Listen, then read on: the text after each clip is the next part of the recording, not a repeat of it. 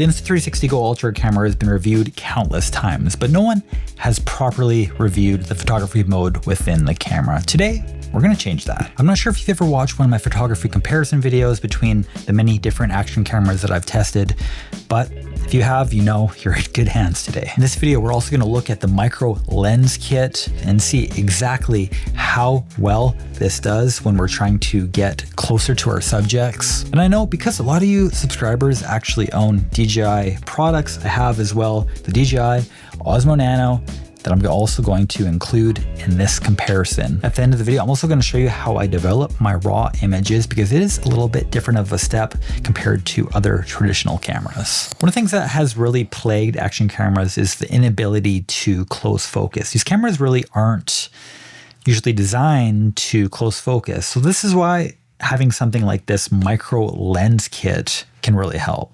With the Go Ultra having a minimum focus distance of 30 centimeters, it is actually quite necessary, not just for photos, but also for videos if you do want to get a little bit closer than that minimum focus distance. Starting off with that 5 centimeter lens, this actually really can produce some pretty nice macro-like images. It's not quite a true one-to-one macro image, but just look at some of these images now and just see how close you can get. I think this actually is quite useful in a variety of situations.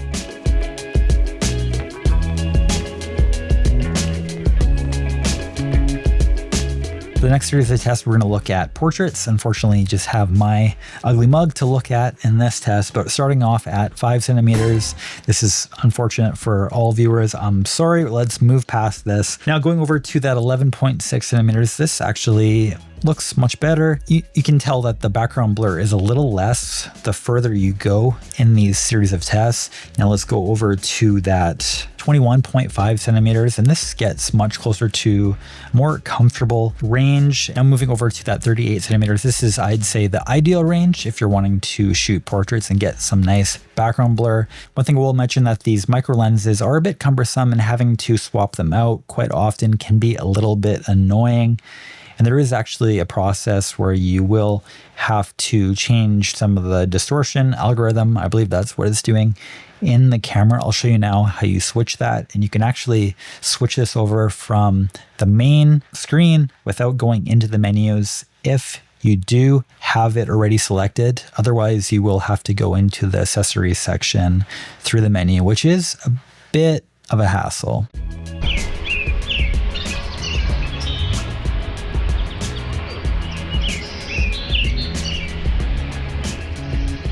If you want to pick this up through Amazon or Insta360's website, codename is Devin. I have a link down in the description for both websites. Within the Go Ultra, when shooting in the 4x3 mode, you can shoot between 12 to 50 megapixel still images. Let's look now at 12 megapixels, and looking at this image, do you think there is a major difference between the 50 megapixel image that I'm showing you right now? Once again, this is a 12 megapixel image. And now this is the 50 megapixel image. Within the Go Ultra, there are 11 different film looks within the camera, 3 of which actually being new CCD film looks that are supposed to be used alongside a different fill light that they're introducing soon. They say that it's going to be releasing mid-June, so look out for that announcement soon. Now let's look at the different film looks within the camera. Starting off, you have the normal standard color profile, vivid, selfie, glow, CC film, CC2 film, NC film, NC2 film, frosted CCD, amber CCD, blue CCD.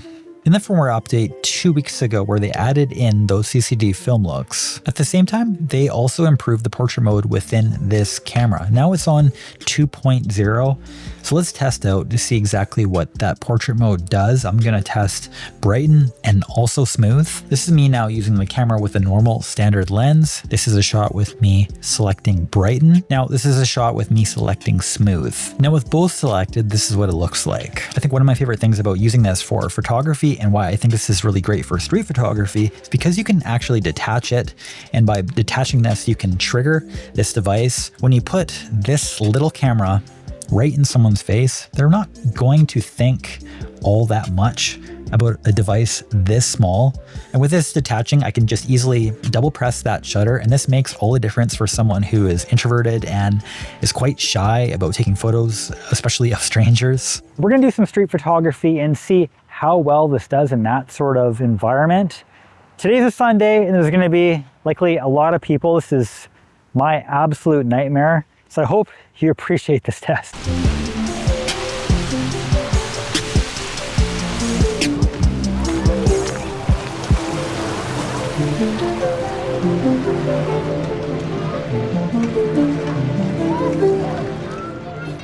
Sorry, that was a bit of a fail capturing decent street photography photos at that spot. Gave me a bit too much anxiety. I'm always afraid of what others are thinking. It's just my introverted nature.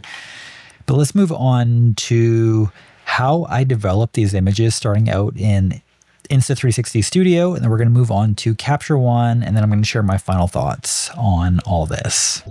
For the first step, you go to Insta360 Studio, select all the raw files you would like to export. Make sure you have an embarrassing, unintentional photo to show everyone on YouTube when you do this. Within Capture One, you can see the Osmo Nano on the right-hand side, and on the left-hand side, we have the Go Ultra. But we need to change some settings. We're going to copy these settings here, paste them onto all our images we brought in. Now look at the before and after with the Go Ultra once again on the left and the Nano on the right. Look, however, at the flare performance on the Nano. Now looking at this next image, you can see the distortion that the Osmo Nano really suffers in when shooting with raw images. Looking at the sharpness, the Go Ultra wins on sharpness in this image. But now in this image, you'll see in a second that there is actually a bit more sharpness coming out of the Osmo Nano in this shot. Now looking over at the background, I think still the Osmo Nano is just a slight bit sharper. Now looking at a bit closer of a subject, if we crop in, it still remains quite sharp. As someone who shoots a lot of architecture, it's really nice to see after selecting that linear setting that verticals are nice and straight compared to the Osmo Nano. Let's get into my final thoughts about this camera. I think this is a really good photography camera, and I really like the raw images, how they have so much pull compared to almost any other camera in the industry. You rarely will ever have overblown highlights, and that is one of the great things about the RAWs within this camera. For posting on social media, I think this is a perfectly fine camera to use. I think it will be pretty similar to what you would get out of most iPhones, maybe a little bit behind some of the newer ones, but it produces some pretty good images overall. And I think the colors that come out of it are actually quite natural, especially when looking at the raw images. And moving over to the micro lens kit, I think this is a really useful addition to the camera. And I really think this sort of completes the unit as a whole. Now, just being able to close focus is one thing, but also having the ability to get that background blur, I think a lot of people will really be stoked on that. If I were to list off negatives between both these, I find that the camera does shoot a little bit slow when shooting in that 50 megapixels. It does take a little bit of time to buffer. Now when looking at JPEGs, I would really like to see that adjustment slider, just so we can have a little bit more control how much of that film look we would like applied. With the micro lens kit, they actually do include this lens cloth, and I think this is going to be something that's going to be super useful if you are out in the field, because you do put fingerprints on this quite easily, changing these. And while the lens cloth works okay, I would really recommend something like this blower from Insta360 over a lens cloth. That allows you to get out a lot of that dust much easier than it does with the lens cloth. Now the lens filters do come off, but I find that you can actually get them to stay on a little bit better by pushing them on and then squeezing them tight, and allows it to hold on a little bit better than it does as if you were to just put it on simply like that. Wrapping things up, would you use the Go Ultra for photography? Let me know in the comments. As always, I have links down in the description for buying the products mentioned today. Promo code is Devin if you want to just use my promo code. This month is actually quite expense heavy, so buying through those links greatly supports me bringing additional products onto this channel for you guys. If you like this video and want to watch another video of mine, come check out this video. Google thinks you'd like it. That is all, everyone. Take care. Bye.